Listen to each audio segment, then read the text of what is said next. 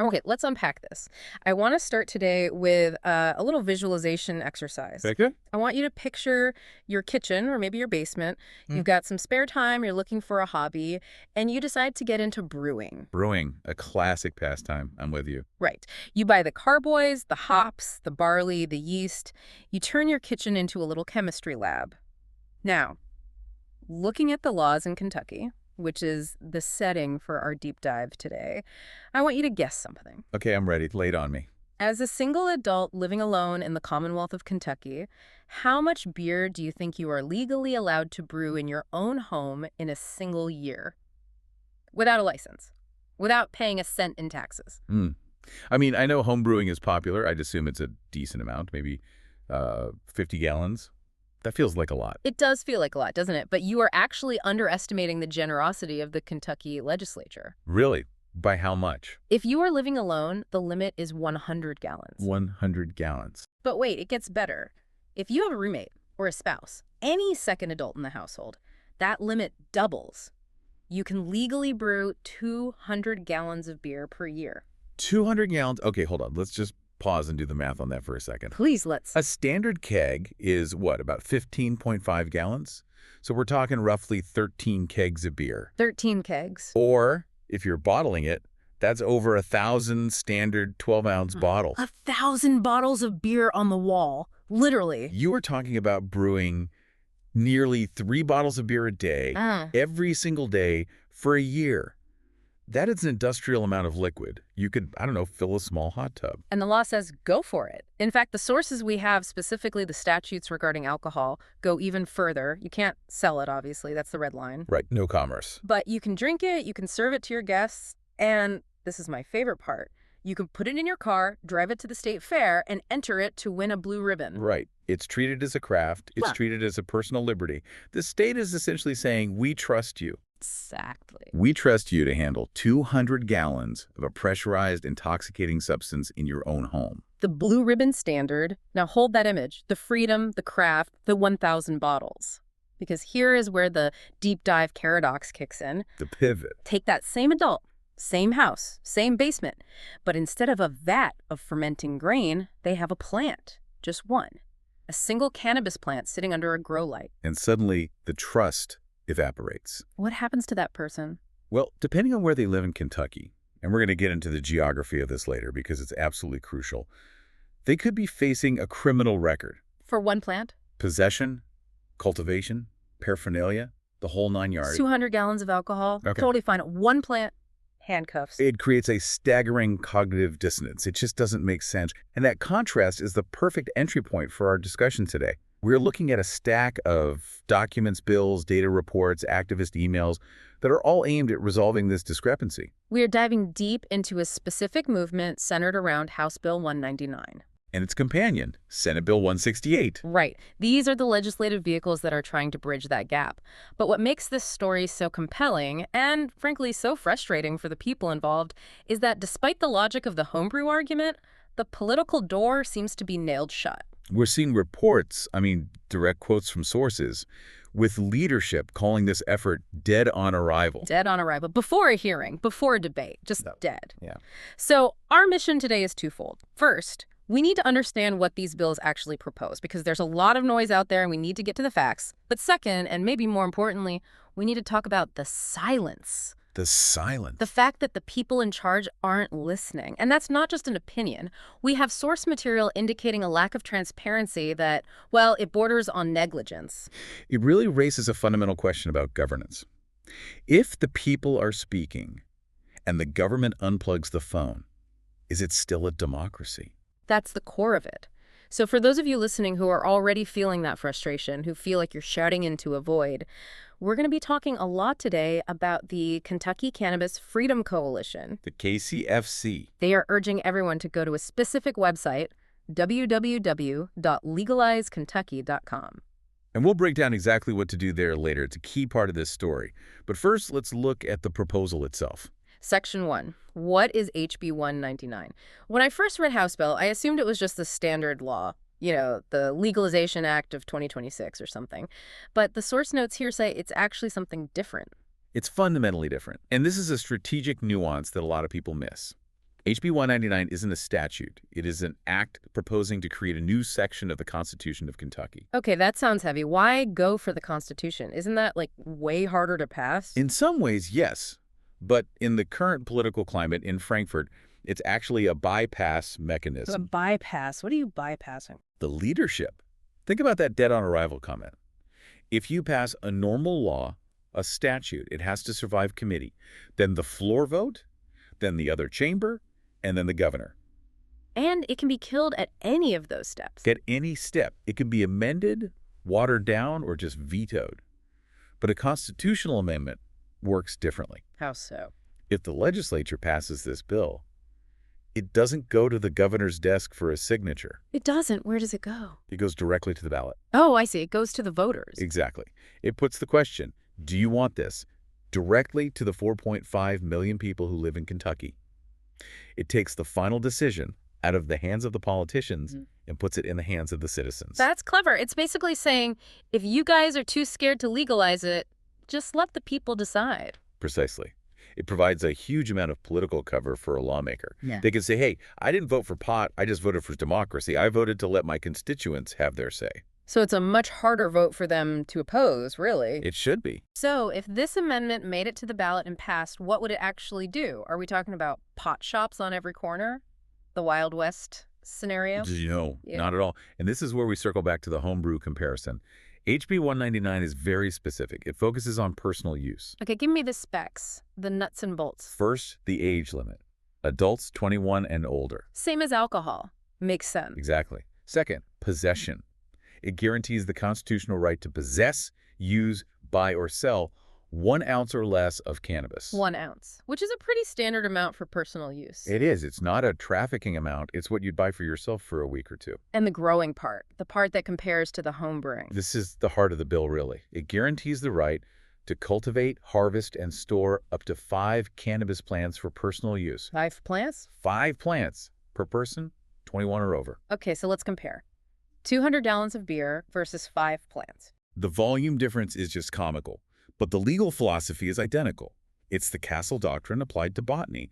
It says that within the privacy of your home, you have the right to produce this substance for your own consumption. Does it allow for sales? Can I set up a farm stand in my front yard and sell my crop? No. And the text of the bill is very clear on this. It explicitly grants the General Assembly, that's the legislature, the power to control the production, processing, and sale of cannabis products. So it's not a free-for-all. Far from it. This is a crucial point. It establishes a right to have it, but it leaves the commercial market, the taxation, the dispensaries, the regulations, up to the state to figure out later. So it's a baseline of protection. It stops the arrests for personal conduct, first and foremost. That's the #1 goal. End the arrests for simple possession and home cultivation. Now, I noticed something else in the notes about the strategy here. We have HB 199 in the House, but we also have SB 168 in the Senate. Yes, that's the companion bill. Introduced in the Senate by Senator Gary Clemens, and it's co-sponsored by Keturah J. Herron. Is that normal, to have 2 bills doing the same thing at the exact same time? It's not normal in the sense of everyday business. It's a specific tactic. It's called the bicameral strategy. Bicameral. That's one of those civics class words. It just means 2 chambers, the Yeah. House and the Senate. And the strategy is really important here. Usually, a bill starts in one chamber, let's say the House. It has to fight its way through committee, get a vote, pass, and then it travels over to the Senate to start the whole process again. Which takes time, a lot of time. A lot of time. Yeah. And in Kentucky, the legislative sessions are incredibly short. Time is the ultimate enemy. A common way to kill a bill isn't to vote it down, it's just to delay it. Let the clock run out. The old run out the clock play. Exactly. So by introducing SB 168 in the Senate at the exact same time as HB 199 in the House, the sponsors are trying to short-circuit that delay. They're trying to prevent that. They're opening a second front in the war, so to speak. They are. They are forcing the conversation to happen in both wings of the Capitol simultaneously. It signals to the leadership, the folks saying dead on arrival, that this isn't some fringe effort from 1 or 2 people. It's a coordinated, statewide push. It makes it a lot harder to ignore. It creates stereo sound. You can't just turn down the volume on one side. The sponsors, Representative Nima Kulkarni in the House, Senator Clemens in the Senate, are basically trying to pincer move the leadership into having a conversation. That's fascinating. It's legislative chess. It is. But even the best chess move requires the other player to actually sit at the table. Yeah. And right now, according to the sources, the leadership is refusing to play. Which brings us to the arguments. If they aren't listening to the strategy, maybe they'll listen to the logic. Let's go back to Section 2, beer versus bud. The homebrew paradox, my favorite part. I dug into the homebrewing for beer source material we have, and frankly, I was shocked at how permissive it is. We talked about the gallons, but there's more to it. The no-sale rule is the big one. We mentioned it. Right. You can't sell your homebrew. You can't turn your garage into a speakeasy. Which protects the tax base. The state wants its cut if any commerce is happening. That's the deal. But you can consume it. You can share it with guests. And this is the one that really got me. You can mail it. Explain that one, because that sounds wild. The regulations specifically say you can transport or mail your homebrew to the site of a competition. Okay, just think about the implications of that for a second. The state trusts you to package a pressurized glass bottle, Which is arguably an explosive if you do it wrong. filled with an intoxicant, and hand it to a postal carrier to drive across state lines. The state assumes you are a responsible adult engaged in a wholesome hobby. But if I put a mason jar of cannabis in my passenger seat to take to a friend's house, You are a trafficker. You are a criminal. that is the disconnect. It's not just about the substance. It's about how the state views the citizen. In one case, you're a craftsman, a hobbyist. In the other, you're a delinquent. And HB 199 is simply asking for parity. It's asking for the grower to be treated with the same respect as the brewer. It's that simple. There's another layer to this regarding dry counties. Kentucky is famous for this patchwork. Some counties are wet, some are dry, some are moist. Which is a terrible word, by the way. Blaffas. It is a terrible word, but an accurate legal description. But even in a dry county where you can't buy a beer at a store, what's the rule on homebrewing? Generally, the state law protecting personal production supersedes the local ordinance banning sales. The dry status applies to commerce, not to your kitchen. So the precedent already exists. It absolutely does. Yeah. We already have a legal framework where home rule, the power of the local county, stops at your front door. HB 199 is just trying to extend that same castle doctrine protection to cannabis. It's basically saying, I don't care if the county judge executive doesn't like weed. What I grow in my basement is my business. Which, ironically, is a very conservative libertarian argument. It's about personal liberty and property rights. Exactly. Don't tread on me. Which makes the opposition from the Republican leadership so confusing. You'd think they'd be all over the personal liberty angle. You would think. But politics is, well, it's rarely about pure logic. Okay, so the logic is sound. What about the necessity? Why do we need to do this now? Why not wait 5 years? Well, according to one of the sources, Representative Nima Kulkarni, who is sponsoring HB 199, argues that times have changed. And she points to the federal landscape. The president's executive order. Right. The move to reschedule marijuana to Schedule 3. That's a huge shift. Let's unpack that for a second. Schedule 3. What else is in Schedule 3? Things like Tylenol with codeine, Yeah. ketamine, Ah. anabolic steroids. It's a category for drugs that have acknowledged medical uses and lower abuse potential than Schedule 1 or 2. And currently, cannabis is Schedule 1. Yes. It's in the same category as heroin and LSD, which is, absurd on its face. So the federal government is effectively admitting, hey, maybe we got this wrong. Maybe this plant isn't the demon we thought it was for the last 50 years. Exactly. So you have the feds moving toward leniency. You have neighboring states, Ohio, Missouri, Illinois, Virginia, all legalizing it. And then you have Kentucky, just sticking to the old ways. But not everywhere in Kentucky. And this is the part of the data that really upset me when I read it. The patchwork of justice. This is the Kai Policy Report. And it is devastating. It really paints a grim picture. Representative Kulkarni points out that in Jefferson County, that's Louisville, the county attorney has effectively stopped prosecuting possession of small amounts. Right. If you get caught with a joint in Louisville, you might get a ticket, or maybe even nothing. It's de facto decriminalized because the local prosecutor decided it's a waste of time and resources. But that's just one county. What happens if you cross the county line? You enter a different legal universe, a completely different reality. Let's look at the arrest data from that report, because I think there's a stereotype that drug arrests are a big city problem. The data shows the exact opposite. Let's look at the conviction rates per 1,000 residents. In Jefferson County, Louisville, the rate is 2.0. Okay, 2.0. That's our baseline. Now let's look at Lyon County, a rural, smaller county in western Kentucky. What's the number? 11.9 convictions per 1,000 residents. 11.9. That's Almost 6 times higher. 6 times the risk, just for living in a different zip code. Your freedom depends on your address. Let's look at some others from the report. Carroll County. 6.4. 3 times higher than Louisville. Fulton County. 5.7. So if I'm a young person living in Lyon County and I decide to unwind with a joint on a Friday night, I am statistically 6 times more likely to end up with a criminal record than a kid doing the exact same thing in the state's largest city. And let's talk about what that criminal record does, especially in a small town where everyone knows everyone. It gets in the local paper. Drug conviction. And suddenly, you can't get a job at the local factory. You can't get a loan for a truck. You might lose your student financial aid. A conviction in a rural area can be a life sentence of poverty in a way that it isn't in a city with more anonymity and opportunity. It traps people. It holds them back for a minor offense. It does. It creates a geography of inequality. And that is why the argument from the proponents is so strong.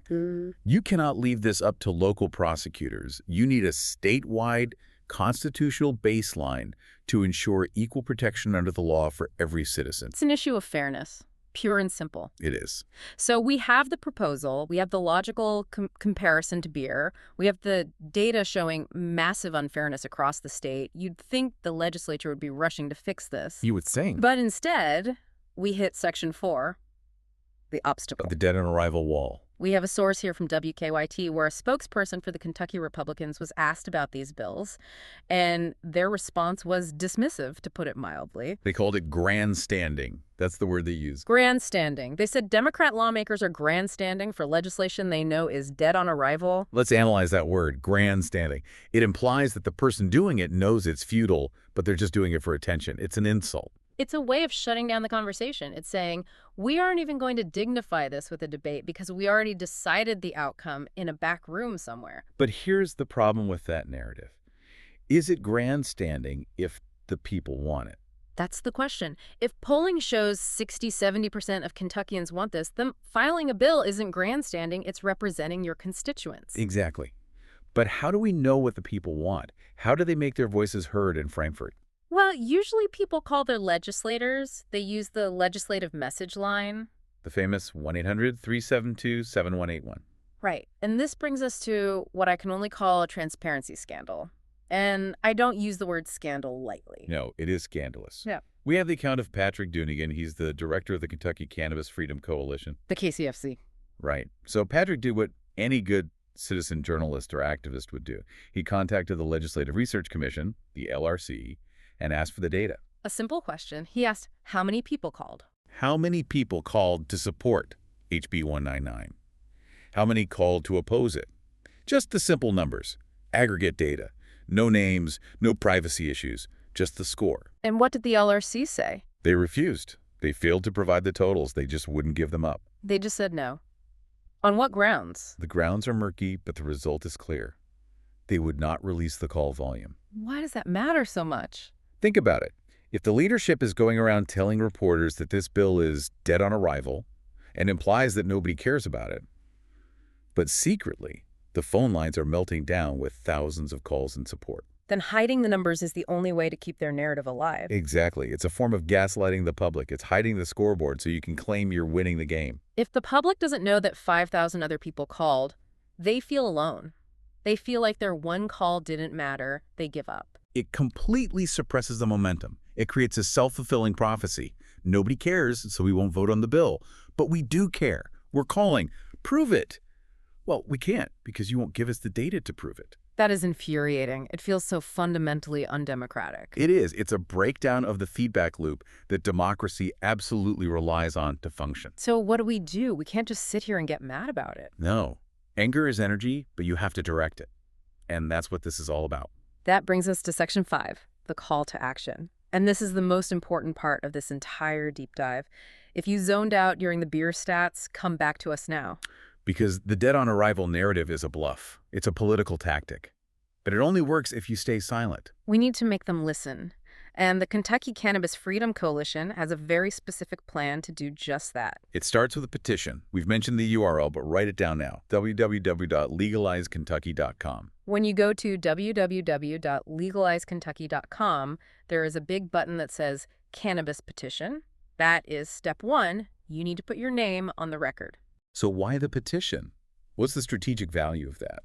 Because if the LRC won't release the official numbers from the state system, the coalition needs to build its own list. They need an independent roster of voters who say, I want this.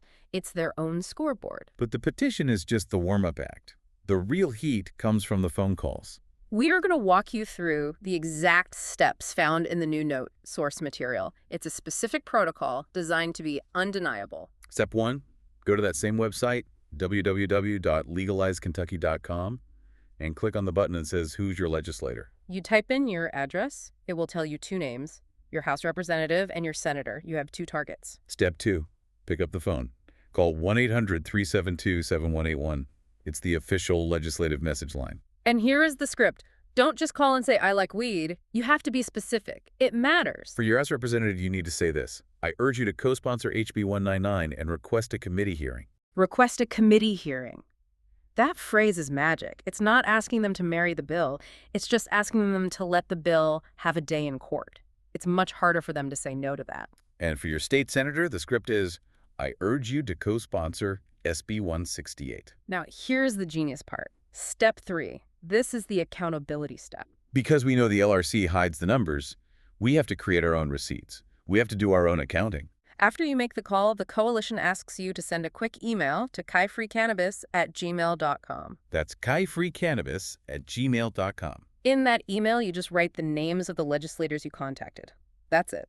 I called Representative Smith and Senator Jones. Why do this extra step? Why is the email so important? Because it creates a shadow database. If the coalition has 500 emails in their inbox saying, I called Representative Smith, and then Representative Smith tells a reporter, I haven't heard from anyone on this issue, Patrick Dunnigan can walk into that office and slam a stack of papers on the desk. Here are the receipts. Here are the receipts.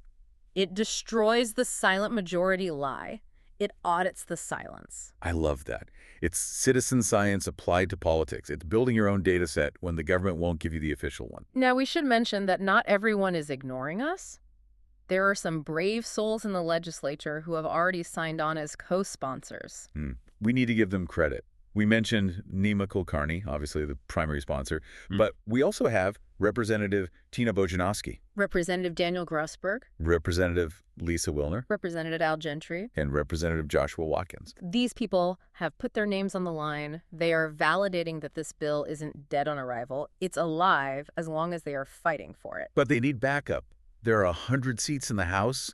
6 sponsors isn't enough to get it done. And that's where you come in. We need to flip the maybes. We need to get more names on that list. And you flip a maybe legislator by ringing their phone off the hook and filling up their inbox. You know, before we wrap up, I want to circle back to one thing. We talked about the bicameral strategy and the homebrew paradox, but I keep thinking about that guy in Lyon County. The 11.9. Yeah, the injustice of it. We are in this weird transitional period in history. The federal government says it's probably Schedule 3. Half the country says it's legal. Louisville says we don't care enough to prosecute. And yet there are people still getting handcuffs slapped on them because the legislature refuses to update a piece of paper. It's bureaucratic inertia causing real human suffering. That's what it is. And the only thing that moves inertia is force. Political force. People power. So let's recap the stakes one last time for everyone listening. We have a bicameral effort, HB 199 and SB 168, that's designed to squeeze the leadership from both sides. We have a glaring, almost laughable disparity where you can brew a swimming pool of beer, but one plant makes you a criminal.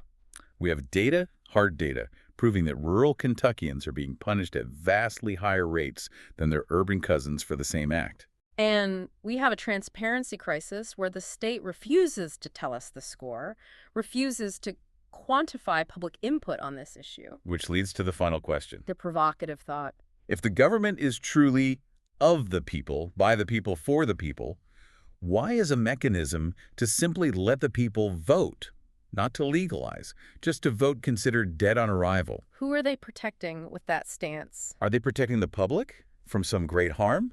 Or are they protecting the status quo from the will of the voters? That is the question you need to ask your legislator when you call them. And don't let them off the hook until you get an answer. Remember the website, www.legalizekentucky.com. Sign the petition, make the call, send the email receipt. Because if they aren't listening, you have to speak louder. You have to scream. Respectfully scream. Yes, respectfully scream. I urge you to request a committee hearing. Scream that. It works. You know, Even though we've hit the main points, I can't stop thinking about the homebrew math. I really want to drill down on why that precedent is so powerful. It's not just a funny anecdote to open the deep dive. It's not. It's a legal philosophy. It's what's called an enumerated privilege. The state has explicitly carved out this space for alcohol. And when you look at the history of it, it goes back to Prohibition. Prohibition? How so? Yeah, when Prohibition ended, there was this national understanding that, okay, banning it completely didn't work. It created organized crime, it created Al Capone, so the country moved to a regulatory model. But they kept this little carve-out for the home hobbyist. Because brewing beer was, what, seen as a tradition? Tradition, yes. Yeah. But also, it was seen as fundamentally distinct from commerce. The danger of alcohol, legally speaking, was often tied to the saloon, the public drunkenness, the disorder, the money laundering that came with it. But the guy brewing in his basement isn't causing public disorder. He's not running a saloon. Exactly. He's staying home. He's sharing with friends. It's a private act. And that distinction, private versus public, is the exact same distinction HB 199 is trying to draw for cannabis. It's saying, if I grow 5 plants in my closet, I'm not a cartel. I'm not a dispensary. I'm just a guy in his basement. And you can argue that the grower is even less impactful on society than the brewer. What do you mean by that? Well, think about it. Brewing requires specialized equipment. It produces waste products. It uses a lot of water and energy. It requires boiling huge amounts of liquid, so there's a non-zero fire risk. And the bottles can explode if you mess up the carbonation. Exactly. Now, what does growing a plant require? Dirt, water, and light. It's photosynthesis. It is arguably the most passive hobby you can have. Unless you're really bad at it and you kill the plant. Which happens. But nobody gets hurt when a plant dies. It really highlights the cultural bias, doesn't it? We see beer as American, as wholesome. We see cannabis as counterculture or something dangerous. But that's shifting. And that's what Representative Kulkarni means by times have changed. If you look at the demographics of who is using cannabis now, it's not just hippies anymore. It's veterans managing PTSD. It's grandmothers managing arthritis. It's professionals unwinding after a long week instead of having a martini. The stoner stereotype is dead. It is, but the laws in Kentucky are still written for that stereotype. They are written for a reefer madness world that doesn't exist anymore. Speaking of veterans, that's a huge constituency in Kentucky. We have Fort Campbell, Fort Knox, a massive population of former service members. And veterans groups are often some of the loudest voices for this reform. They don't want to be on a cocktail of opioids and other pills from the VA. They want a natural alternative that works for them. And under the current law, if a veteran in Lyon County grows a plant in his backyard to help him sleep without nightmares. He's a criminal. He gets a record. He could lose his right to own a firearm. He could lose his voting rights if it's a felony. That is heartbreaking. It feels like a betrayal. We ask them to fight for our freedom, and then we arrest them for exercising a small freedom in their own garden. This connects back to the medical aspect. Kentucky is moving toward medical marijuana, right? We have SB 47 from a previous session. That's a thing. We do. And that is a step forward. Absolutely. Yeah. But let's be real about what medical often looks like in practice in these highly restrictive states. Bureaucratic. It's incredibly bureaucratic and highly regulated. You need a specific condition from a specific list approved by the state. You need a doctor to certify you. You need to pay for the card every year. You have to buy from a small number of licensed dispensaries, which often have high prices because of the taxes and testing costs. It's the pharmacy model. Right. And for many people, that works fine. But for someone on a fixed income or someone who lives an hour away from the nearest dispensary in rural Kentucky. The home grow option, what's it in HB 199, is the garden model. Exactly. It's the difference between buying expensive organic tomatoes at Whole Foods and growing them in your backyard. One is expensive and regulated. The other is cheap and accessible. And HB 199 is just asking for the right to grow your own tomatoes. It's asking for the option. You can still have the medical system for those who need it, but don't criminalize the person who can't access it or afford it. I want to talk about the bicameral strategy again, specifically the clock. You mentioned the short session. How short is it, really? In Kentucky, the General Assembly has long sessions of 60 legislative days and short sessions of 30 days in alternating years. Even the long session is a dead sprint compared to Congress. 60 days to do everything. The state budget, roads, schools, all of it. Everything. So a bill that isn't a top priority for leadership, it just gets lost in the shuffle. It falls off the desk. There's no time to hear it. So when the leadership says dead on arrival, they're basically saying, we aren't going to make room on the desk for this. We're not giving it any of that precious time. Correct. They're prioritizing other things over what the public might want. But if thousands of people call, Then it becomes a priority. It forces its way onto the desk. it creates a political cost for ignoring it. Politicians are reactive creatures. They react to pressure. If the pressure from the public is low, they do what they or their donors want. If the pressure is high, they do what they must. And right now, on cannabis, the pressure has been, what, diffuse? It's been diffuse. People support it in polls, like 70% support medical, 50–60% support recreational, but they aren't angry enough to call. They just assume it will happen eventually. The inevitability trap. Yes. It's a huge problem for activists. People think, oh, Ohio did it, Missouri did it, Virginia did it, Kentucky will be next. It's inevitable. But gravity doesn't work in politics. An apple doesn't just fall from the tree. You have to climb up and tick it. You have to push. You have to make the calls. And that's why the KCFC's focus on contact-specific scripted contact is so vital. It turns that passive support in a poll into active political pressure. And the request a hearing ask is so smart. It's such a low bar. It's hard for a politician to publicly say, no, I don't think we should even talk about it. It paints them as an obstructionist. If you say vote yes on the bill, they can say, well, I disagree with the policy. That's a fair debate. But if you say, just talk about it in a public hearing, and they say no, they look like they're afraid of the debate. They look like they are hiding something. Which they are. Because they know the logic. The beer versus Bud logic is unbeatable in a fair debate. If they hold a hearing, someone is going to bring up the 200 gallons of beer. And the opposition will have to look into the camera and explain why 200 gallons of beer is safe for Kentucky families, but one plant is a danger to the republic. And they do not want to have that soundbite on the evening news. They don't want to look hypocritical. So they kill the hearing before it can even happen. Which is why we have to force the hearing. It's circular logic, but that's politics for you. I'm looking at the list of sponsors again. Representative Al Gentry, he's been a champion for this for a while, right? He has. And often from the angle of veterans and pain management. He understands the medical necessity and the failure of the war on drugs. And Representative Tina Bojanowski, she's a teacher, I believe. Yes, which brings an interesting perspective. The protect the children argument is usually the go-to line of attack for the opposition. If we legalize it, kids will use it more. But the data from other states where it's been legalized shows that regulation, taxation, and age verification actually makes it harder for teens to get. Because drug dealers don't check ID. Exactly. A licensed dispensary loses its multi-million-dollar license if it sells to a minor. A guy in an alley doesn't care. So a regulated market, which HB 199 allows the General Assembly to create, is actually safer for kids than the black market we have now. That's the harm reduction argument. Yeah. And having an educator like Bojanowski on board suggests that she sees the validity in that. She's on the front lines. She knows the reality. It's about harm reduction. Everything in drug policy should be about harm reduction. Prohibition has never worked. So we've covered the logic, the strategy, the data, and the players. Is there anything we missed in this? I think we need to reiterate the transparency issue one more time, because that story about Patrick Dunnigan really sticks with me. The refusal of the LRC to release the call data. It's not just rude. It's suspicious. It's deeply suspicious. If the numbers were on their side. If the numbers showed 90% of calls oppose HB 199, they would be faxing that press release to every news station in the state. They would put it on a billboard on I-64. Kentucky says no to pot. Exactly.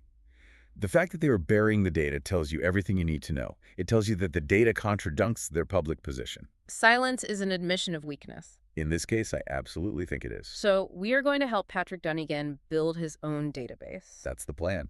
KaiFreeCannabis@gmail.com. Send the receipts. I want to see that inbox overflow. It would be such a powerful moment if, at the end of the session, the KCFC could hold a press conference and say, the LRC says nobody called, but our citizen-led effort has documented 10,000 phone calls and emails to legislators proving they did. That's how you embarrass them into action. That's how you expose the bluff. Shame is a powerful motivator in politics. It might be the only motivator besides money. Sad but true.